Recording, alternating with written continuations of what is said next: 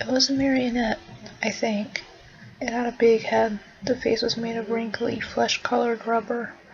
The eyes were gigantic, bulging white orbs with red pupils. The hair was black, made of some hard substance that didn't mesh with the rubbery head. The teeth were gigantic, pure white and capable of moving up and down. The body and limbs were wooden, painted to resemble clothes, but the paint was faded. You could see the wood's natural brown in some places.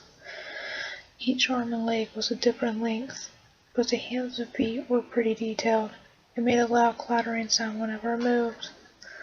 That puppet followed me. I don't mean it got up and chased me. I mean it kept showing up in my life. My earliest memory of it is from my first birthday. I obviously don't remember the full details of that day, but I remember my parents singing happy birthday and that puppet. I don't know what it was there for. I just remember it scared me to death and I couldn't stop crying. When I was able to talk, I asked my parents about it, and they said nothing like that had happened on my first birthday. They must not have thought lying about it would make things easier for me. The next time I saw it, I was around 3. I was exploring a room filled with old stuff my parents had stored away, and I found a calendar, but I don't remember the year. There was a photo for each month, but the only one I remember was October. That puppet was the image for it. I got scared and ran out of the room. I told my mom and tried to show her the calendar so that she'd know the puppet was real, but I couldn't find it. The room had been very messy, and I'd run out of it so quickly I knocked over piles of stuff. I guess the calendar got buried. I was 6 when it happened again. It was the middle of the night. I woke up from a nightmare I can't remember the details of. I was too scared to go back to sleep, so I went into the living room and turned on the TV. An old black and white show on Nick at Night was ending, and when the commercial started, the puppet came on. It was dancing while loud music played. I screamed and started crying uncontrollably, but by the time my parents got downstairs, the puppet was gone. I didn't see the puppet again for quite a while after that, but I kept having nightmares about it. When I was 15, I decided to try to track it down, using the internet to try to find information about the calendar, the short, anything. No one had ever heard of it, but one day I got an instant message from someone I had never talked to before. Their screen name was a random mashup of numbers and letters, but their avatar was a picture of the puppet.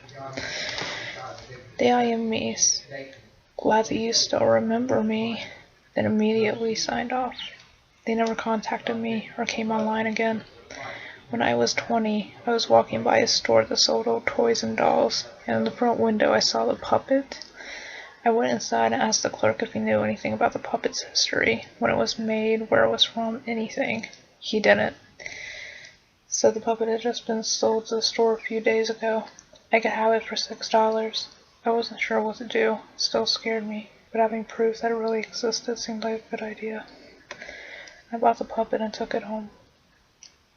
For a while I felt better. I viewed the puppet as a childhood fear I'd have overcome as an adult, and even started to believe the explanations my parents had given for the past appearances of it.